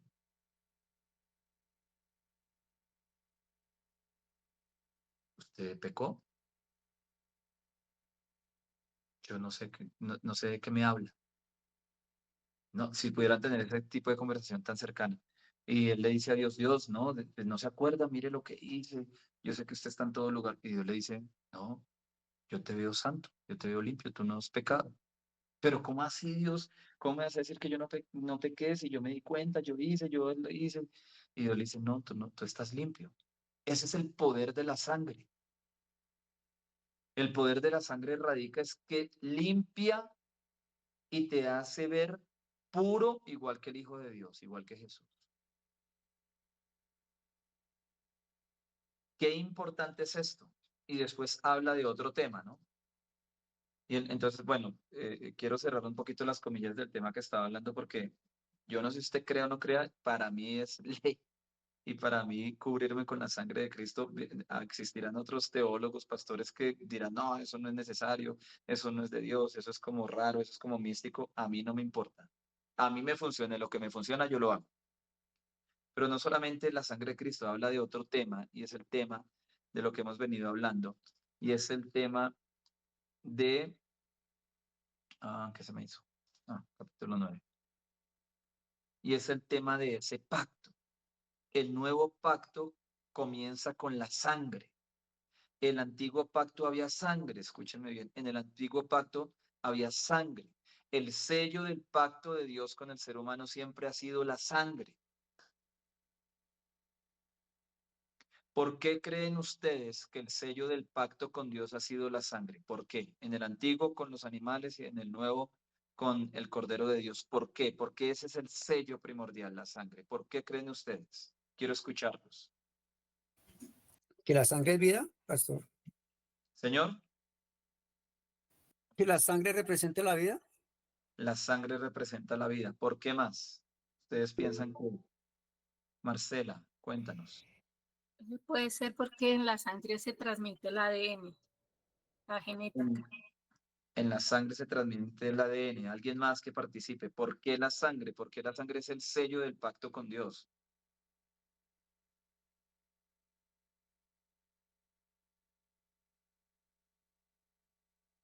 Miren, hablemos un poquito del mundo espiritual.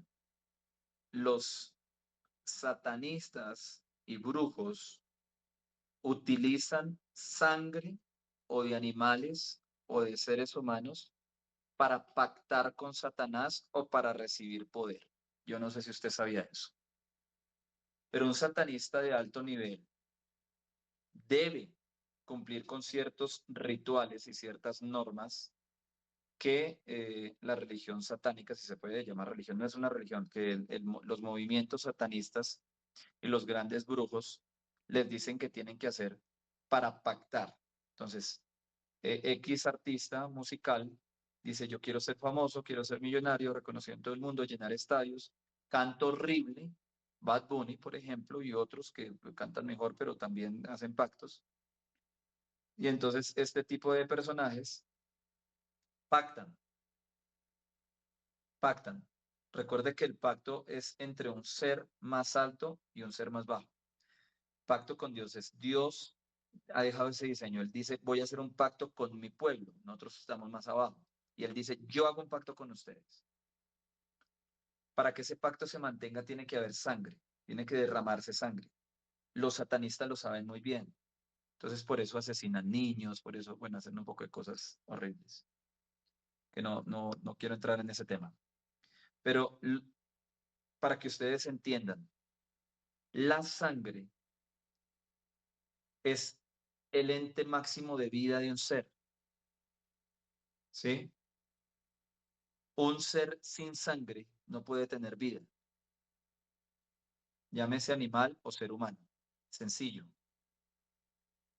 El cerebro, el corazón, los diferentes órganos, los miembros del cuerpo, todo tiene un funcionamiento por medio de la sangre. Desde un inicio, para cubrir el pecado del ser humano, Adán y Eva, Dios fue el primero que derramó sangre. No fue el ser humano el primero que derramó sangre. Fue Dios el primero que derramó sangre. Adán y Eva pecan, usted recuerda la historia, se cubren con hojas de higuera, sus partes íntimas, su cuerpo, porque eh, eh, la conciencia de pecado les hace ver que están en una desnudez y eso les causa vergüenza terrible. Antes eran como los niños pequeños. Si tú has tenido niños pequeños igual que yo tengo 2 hijos, ya están grandes, mi hijo menor tiene 14 años, ya va a cumplir 15. Y cuando eran chiquitos, ellos podían salir del baño o desnudos corriendo hasta la calle y que no les daba vergüenza, no les daba pena. El ser humano cuando no tiene conciencia de pecado, su mente es sana, su mente es tranquila, su mente está limpia. Pero ellos se dan cuenta, oye, no, ¿qué hicimos? Mira, estás desnuda y tú también, y se sienten con una culpa impresionante. Entonces, esas hojas de higuera, las hojas se secan, el sol las va a secar y se iba a caer, y otras iban a quedar desnudos. Entonces, la decisión que toma Dios es de todos esos animalitos que no era la voluntad de Dios en un inicio. De todos esos animalitos, toma un par de animalitos, los sacrifica, toma esas pieles y se las coloca a ellos como una señal de amor. Pero en el momento de sacrificar los animales, la sangre cayó a tierra. El primer derramamiento de sangre lo hizo Dios. En un pacto de amor con Adán y Eva. En un pacto de amor con la humanidad. De decirles, así la hayan embarrado, hayan cometido el peor error de la vida, yo quiero decirles que yo los amo y mi pacto con ustedes es eterno. Van a tener consecuencias, sí, pero mi pacto con ustedes es eterno, Adán y Eva, y los cubrió. Permítanme un momento que se me va a apagar el celular. Permítanme.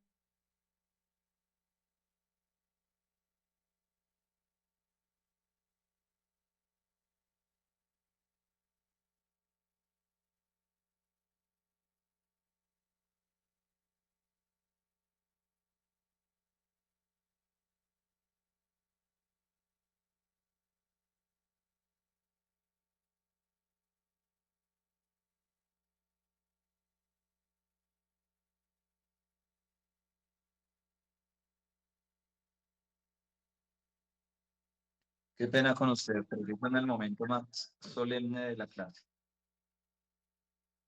Ya lo voy a poner. No me había dado cuenta y estaba muy bajito de batería.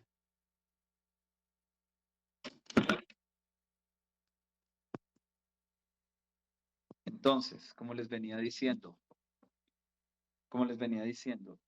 Entonces, el primer derramamiento de sangre lo hizo Dios, porque Dios sabía que la única manera de cubrir el pecado del ser humano era por medio de sangre.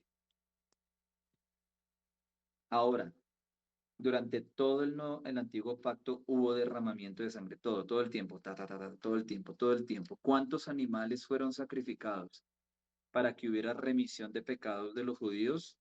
Millones y millones y millones de animales. Pero cuando viene el Cordero de Dios, cuando viene Jesucristo,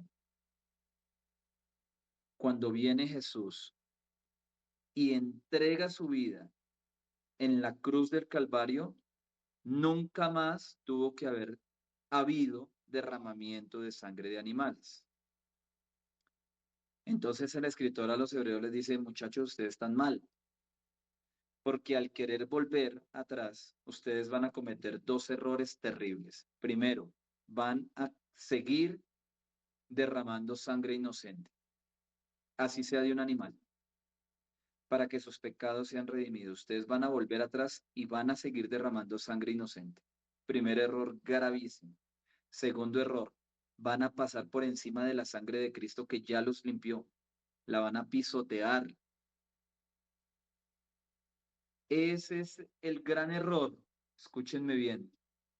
Ese es el gran error de algunos, y ahora contextualicemos, de algunos cristianos que no comprenden, no entienden que al volver atrás están pisoteando la sangre que ya se derramó por su salvación.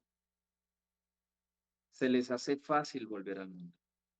Se les hace fácil volver atrás.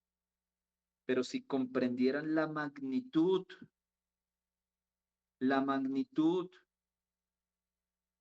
verso 21, y además de esto roció también con la sangre el tabernáculo y todos los vasos del ministerio. Ya casi todo es purificado según la ley con sangre, y sin derramamiento de sangre no se hace remisión. Mire la importancia de la sangre. El tabernáculo y los utensilios, si no estaban bañados con sangre, no servían.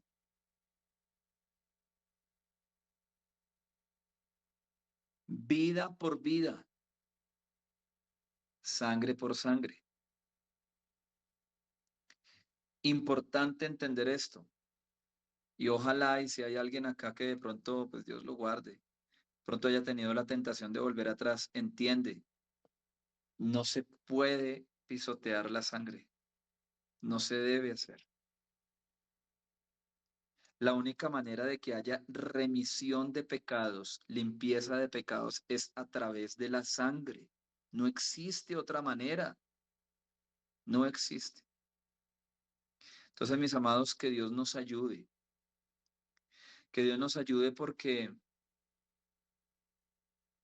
como en el tiempo de esta gente que se le escribió esta carta,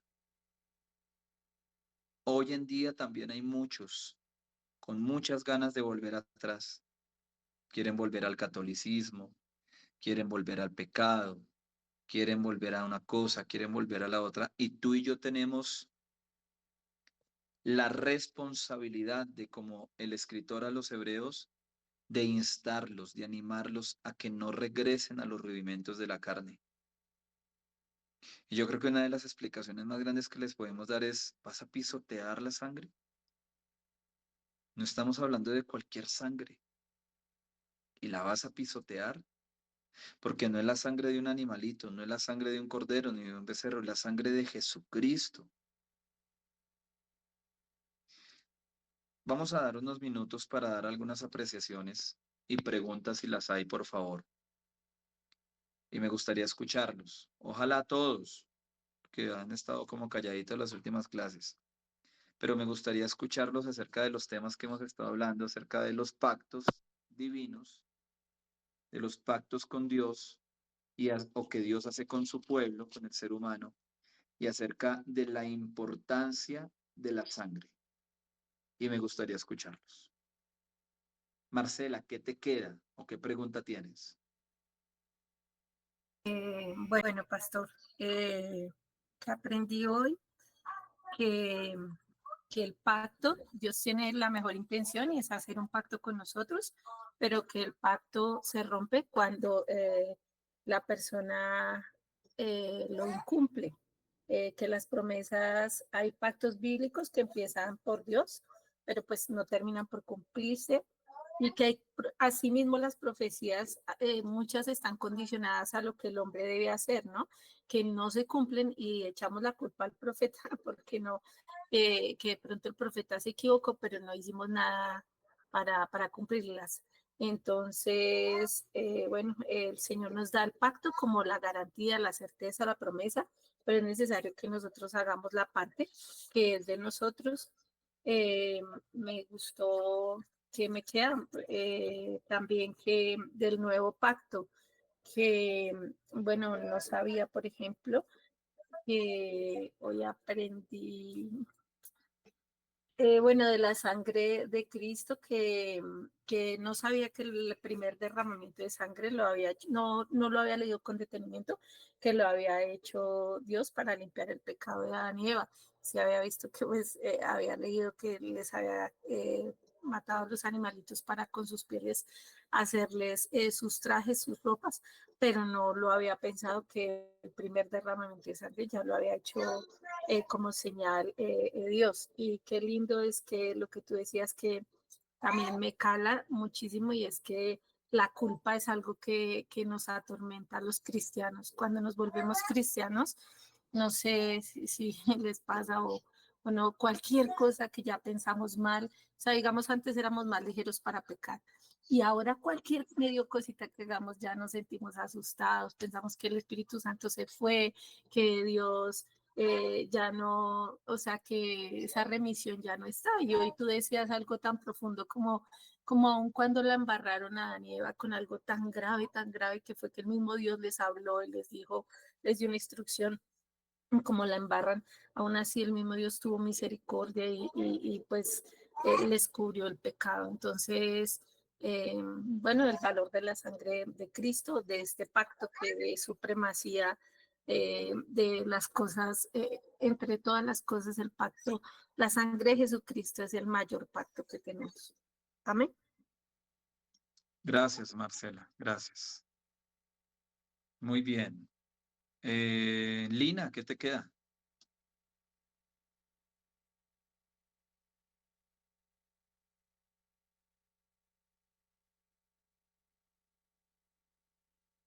Lina, Hola, ¿me escuchan? Hola, ok. Bueno, algo que me quedó mucho fue que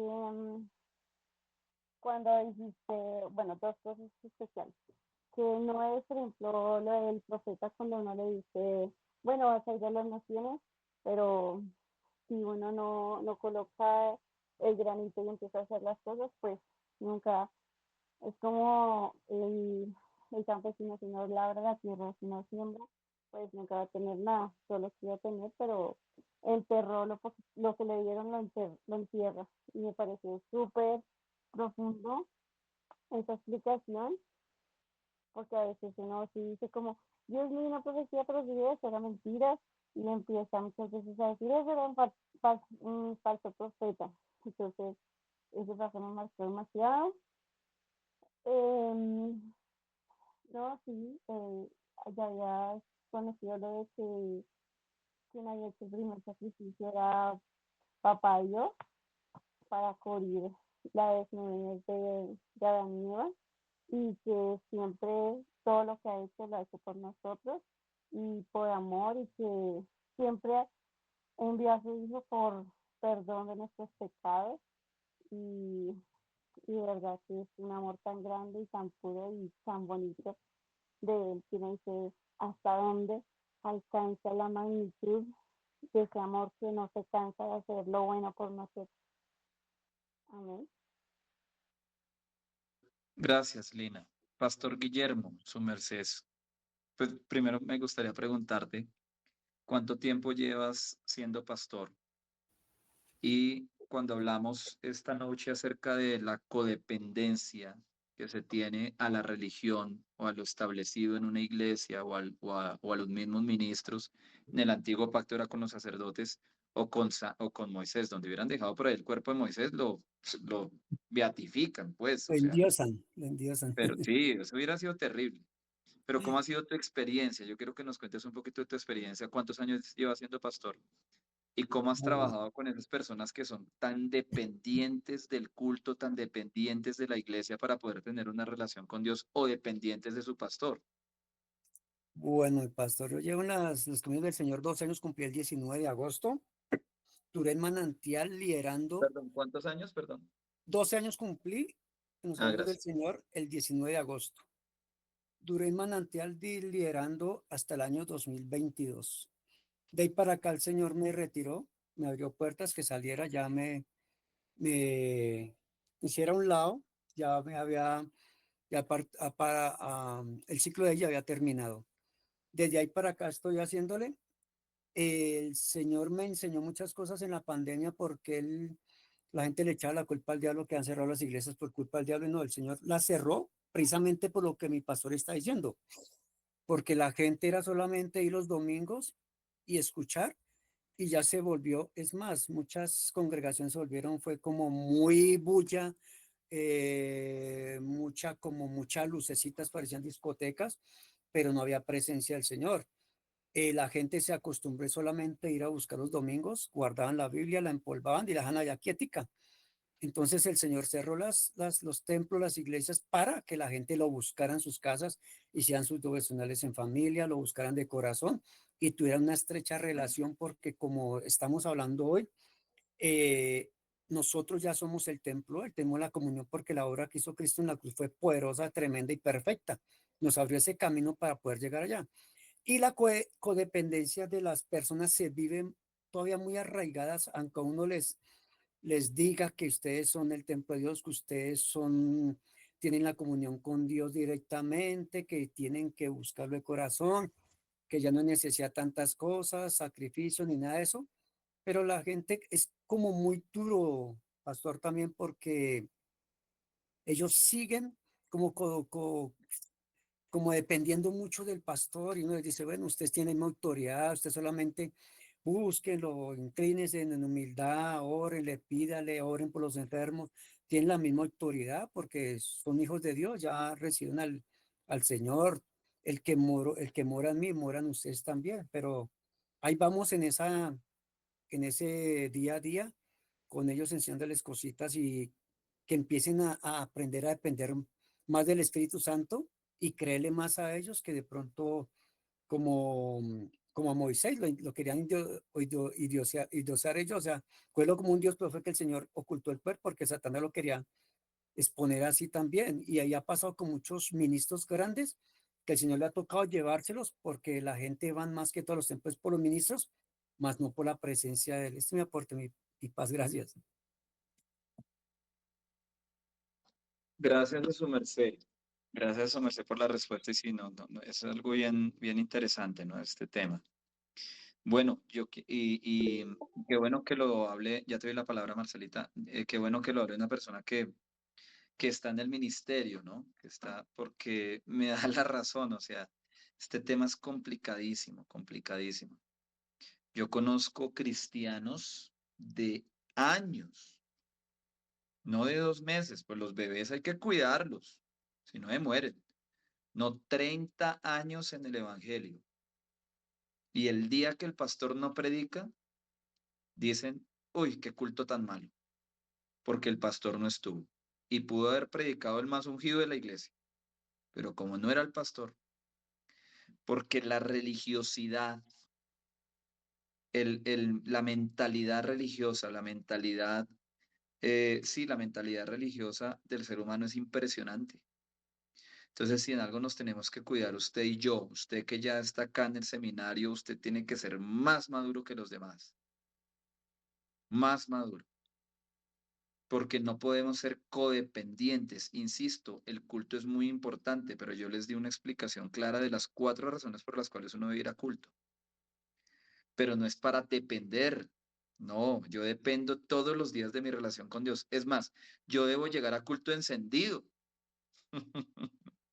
Yo voy a llegar a culto prendido en Dios porque estuve 6 días y ese día me levanté a las 4 de la mañana, el culto es a las 10 y yo a las 4 de la mañana el domingo estoy clamando, buscando a Dios y yo llegué, fue prendido a aprender a otros. No sé si me hago entender. Marcela. Bueno, pastor, no solamente quería hacer como una unión a lo que han dicho tú y el pastor, y es lo siguiente. También cabe una responsabilidad en las iglesias de prepararnos, y nosotros sabemos que tenemos un llamado de parte de Dios para servirle, de prepararnos para que las personas que lleguen tengan unas bases, un fundamento, porque uno llega a iglesias donde no hay base, donde no hay fundamento, donde uno solamente va a escuchar cosas bonitas, pero no tiene el fundamento para defenderse. Y cuando llegan los momentos de crisis, de dificultad, la persona se quiebra, y si no, o sea, no tiene que buscar ayuda, y ¿por qué? Porque no tiene el convencimiento de que también tiene el poder Dios le delegó el poder para hacerlo, no sabe cómo hacerlo, no sabe que tiene las herramientas para salir adelante de su problema. A veces no es que la persona tampoco no quiera, sino que no se le enseñaron las bases. Y pues esta es la importancia de venir a aprender. Amén. Amén, Marcela. Creo que Arquímedes, levantaste la mano. ¿Sí?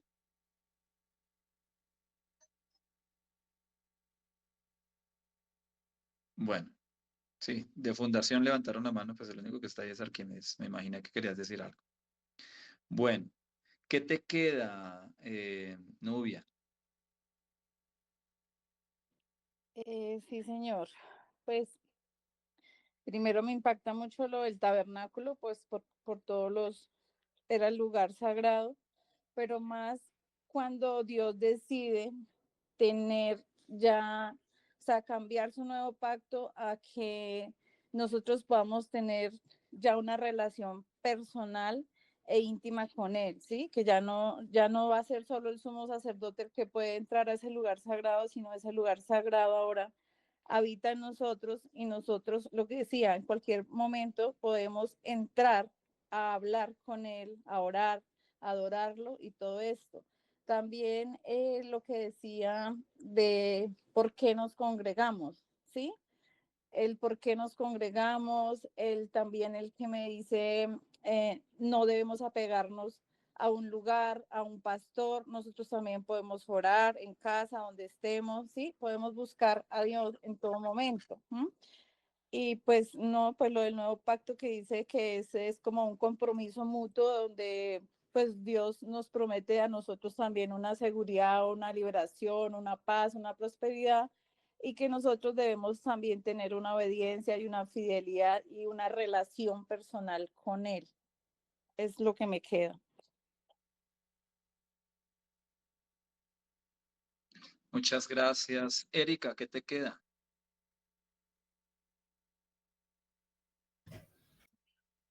Bueno, ¿qué me queda? Que en el nuevo pacto Jesucristo pues ya hizo todo, ya no necesitábamos de los sumos sacerdotes, de los sacrificios, porque pues ya él fue ese cordero quien hizo ese sacrificio ya en general para tener esa comunión íntima y directa con Dios.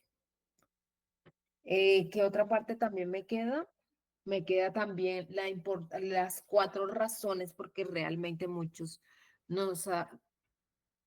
Aquí tenía yo una que sí, esa sí la tenía presente, que uno va los domingos a la iglesia, es a recibir una enseñanza, una palabra de Dios para edificarme y para seguir creciendo. Las otras, pues ya esa sí fue un aprendizaje y me quedó esa. Y lo más importante, cuando usted estaba hablando de que